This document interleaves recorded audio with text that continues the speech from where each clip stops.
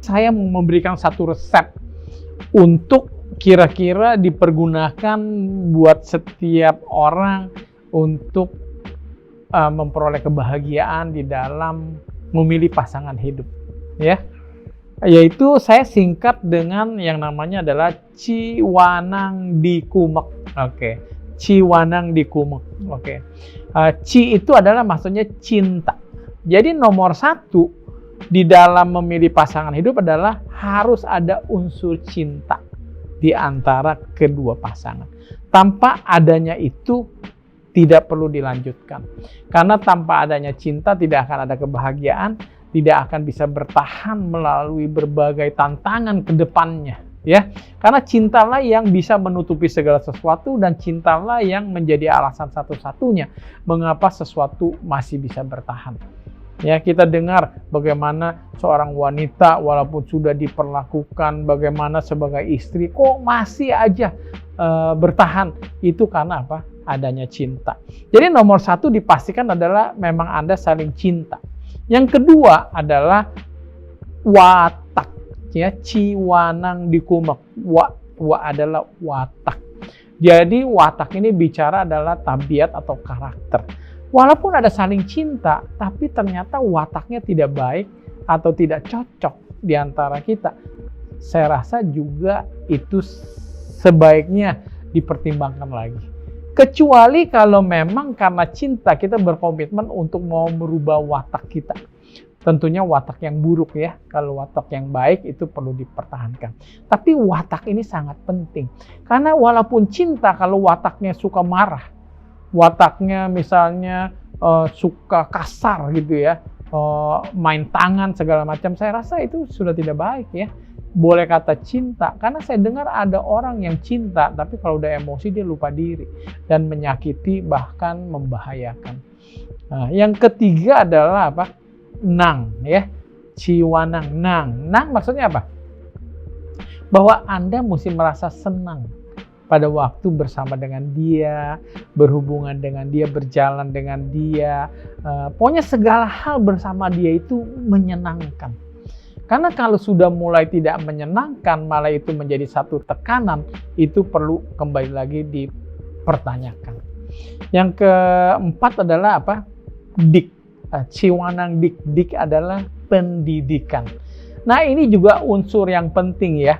Kalau kalian sebagai pasangan berbeda jauh dari segi pendidikan, tentunya cara berpikir dan wawasan itu akan juga jauh berbeda. Saudara kalau percaya bahwa pendidikanlah yang merubah seseorang menjadi lebih bijaksana, lebih berwawasan luas dan lebih dalam segala hal, yaitu di bidang pendidikan. Jadi perlu dipertimbangkan, apalagi apabila seorang wanita menikahi sang pria yang pendidikannya jauh di bawahnya. Saya rasa itu hal yang kurang bijaksana. Walaupun ada pengecualian, ya kita dengar berita bahwa ada seorang pengusaha yang berhasil seperti Bill Gates sekalipun atau Mark Zuckerberg ya dari Facebook, dia itu drop out, nggak lulus sarjana sama sekali. Tapi mungkin itu adalah hal khusus yang berbeda ya, karena bicara pendidikan memang tidak selalu harus pendidikan yang formal. Pendidikan itu bisa diperoleh banyak dari sumber-sumber lainnya. Tetapi intinya adalah kita mesti menilai apakah pasangan hidup kita ini berpendidikan atau tidak, berpengetahuan atau tidak ya. Yang berikutnya adalah umur ya, Ciwanang Diku ya. Umur ini kalau saya sarankan, kalau pria lebih tua dari wanita tidak masalah ya. Tapi kalau kebalikannya tidak dianjurkan. Salah satu faktor alasannya adalah dari faktor seksual. Dan terus terang kalau pria itu dikatakan sampai umur lanjut pun mungkin keinginan seksualnya masih kuat, masih ada, tapi tidak demikian dengan wanita. Jadi kalau berbeda usia terbalik wanita dengan pria, saudara bisa bayangkan apa yang terjadi. Lalu juga faktor umur juga penting dari segi ya kedewasaan ya. Makanya saya sih anjurkan kalau bisa, tapi untung walaupun saya dengan istri satu umur, saya jauh lebih dewasa mungkin ya. Jadi masih nggak masalah.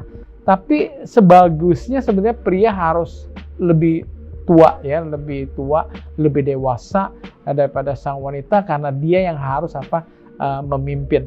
Nah, yang terakhir adalah faktor ekonomi. Nah, kalau bicara ekonomi, kenapa di tempat yang terakhir? Karena ekonomi ini bukan faktor bahwa kita harus kaya raya. Karena uang itu bisa dicari. Tapi kita bicara ekonomi adalah apakah bahwa nanti apabila kalian berkomitmen melanjutkan hubungan ke pernikahan, faktor ekonomi sudah terjaminkah? Keduanya sudah mempunyai pekerjaan yang tetap, yang bisa diandalkan. Itu adalah faktor ekonomi. Karena kalau di dalam rumah tangga nanti faktor ekonomi menjadi satu kendala, tentunya itu bisa menjadi sumber masalah yang akan mempengaruhi kebahagiaan. Karena walaupun uang bukan segalanya, tapi segalanya membutuhkan uang. Nah, semoga saran saya, prinsip resep Ciwanang di Kumek ini boleh dipergunakan bagi kita semua, anak-anak muda yang terutama yang masih single, agar kiranya boleh memperoleh kebahagiaan di kehidupan rumah tangga. Terima kasih.